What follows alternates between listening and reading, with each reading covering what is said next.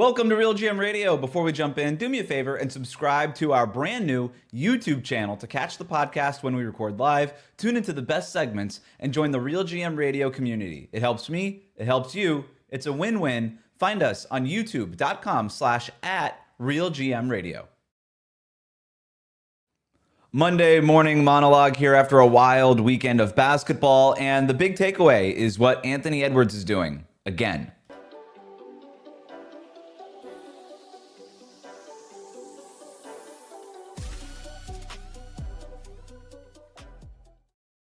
Wes Goldberg, RealGM Radio here, Monday morning monologue, talking about Anthony Edwards taking the game over in the fourth quarter on Sunday afternoon against the Lakers. And I want to start, not with the game, but I want to go back to something that he said earlier this season when he was asked if he wanted to be the face of the NBA. He said, no, not really. When asked why, Edwards replied, that's what they got Wemby for, talking about Victor Wembanyama. Later during an NBA TV interview, Ant explained, quote, I'm capable of being that guy, but I don't want to be that guy. Put it like that. I want to be the guy who just show up and hoop and just kill dudes and go home. End quote.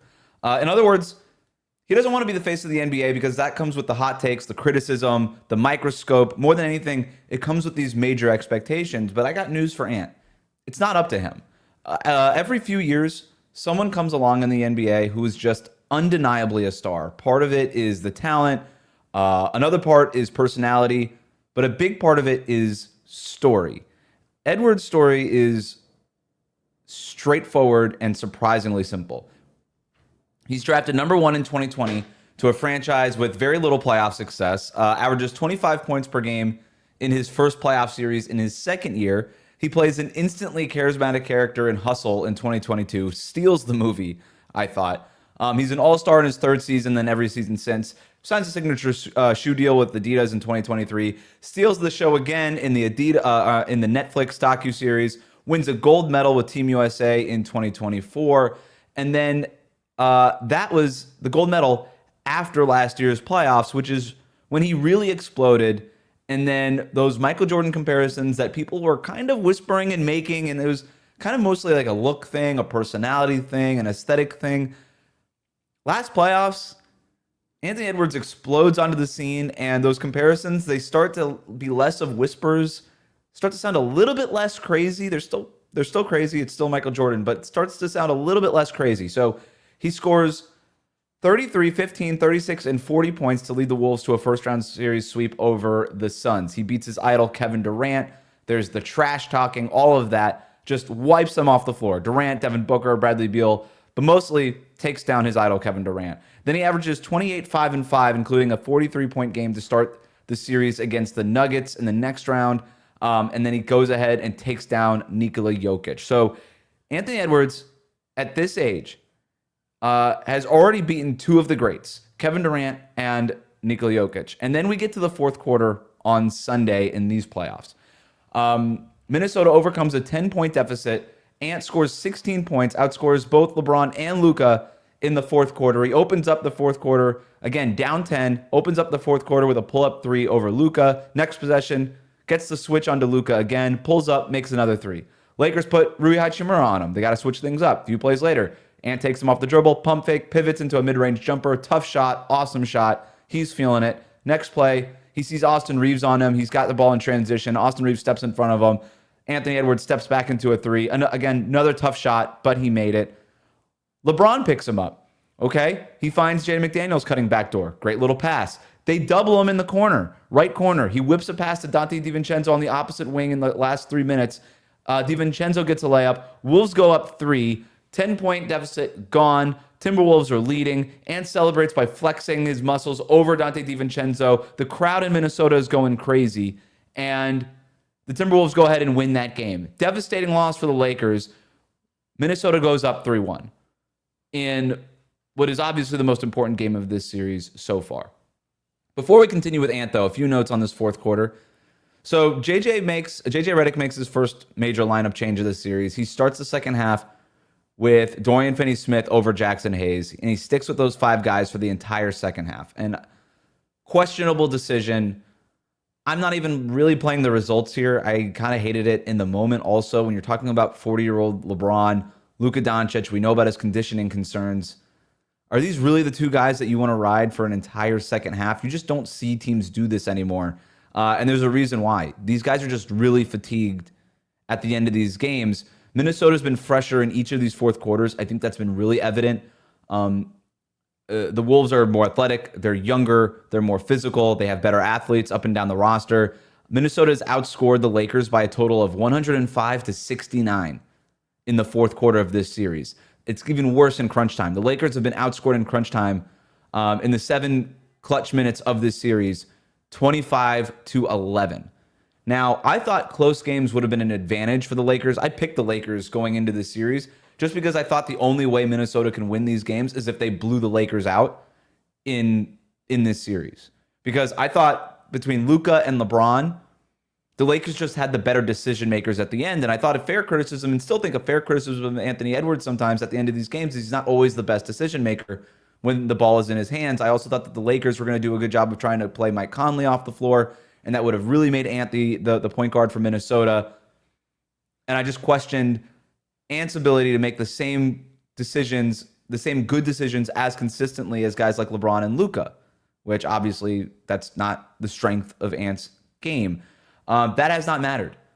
It hasn't mattered because LeBron and Luka are just fatigued at the end of these games. Now, Austin Reeves did have a good look from the corner to potentially tie this game. A couple more shots go down. Maybe we're talking about something different.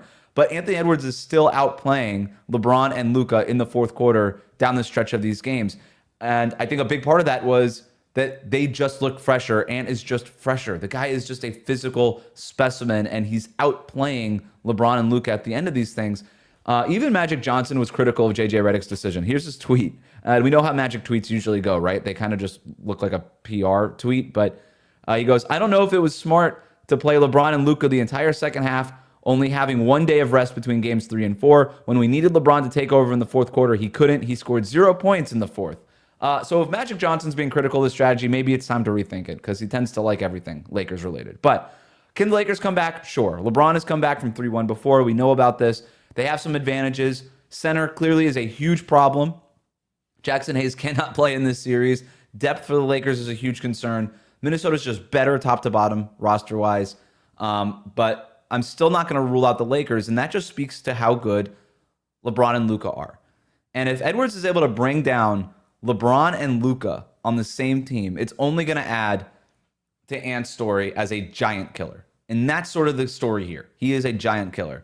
He beat Kevin Durant. He beat Nikola Jokic. He pushed Luka and the Mavericks in the conference finals last year. And then he might have a chance to beat Luka and LeBron and the Lakers in the first round this year. And he's doing it on this cast-off franchise, this just cursed, damned Minnesota Timberwolves franchise that has never seen any sustained amount of postseason success. And Ant is leading this team and beating Giants when doing it. It's a little similar. Again, I hate to do the Michael Jordan thing, but it's a little similar to when Michael Jordan beat Magic for his first championship. I'm not using the Anthony Edwards Michael Jordan comparison. I'm just saying it's an easy story to tell. Magic Johnson, face of the league. Michael Jordan comes in, hot shot young guy, some postseason success, finally slays the big dragon. And it just felt like then in the early 90s that a crown was being handed over from Magic to Jordan. And you see Anthony Edwards doing something similar story-wise in terms of taking down Kevin Durant, taking down Nikola Jokic, perhaps taking down LeBron and Luka. And then imagine if the Wolves win and then the Warriors beat the Rockets and then we've got Wolves-Warriors in the next round. He'll have a chance to beat Steph. Like, these are just all the big bosses. And it kind of does, it feels like a video game where he's just taking down these big boss battles. And those, again, are the linear kind of stories that make Anthony Edwards easy to follow and even easy to root for. And I say that knowing that there's definitely some off-court concerns, questionable comments that he makes in the media and all of this stuff. But some of that might be the reason why Ant doesn't want to be the face of the league. It's a lot of responsibility. But that's just not how these things work. You can't talk your way into being the face of the league, just like you can't talk your way out of being the face of the league. NBA media is always talking about how the league's in trouble once LeBron and Steph retire. It is a known thing within NBA media circles. It's when LeBron and Steph are gone, who's selling the tickets? Who are we building our primetime packages around?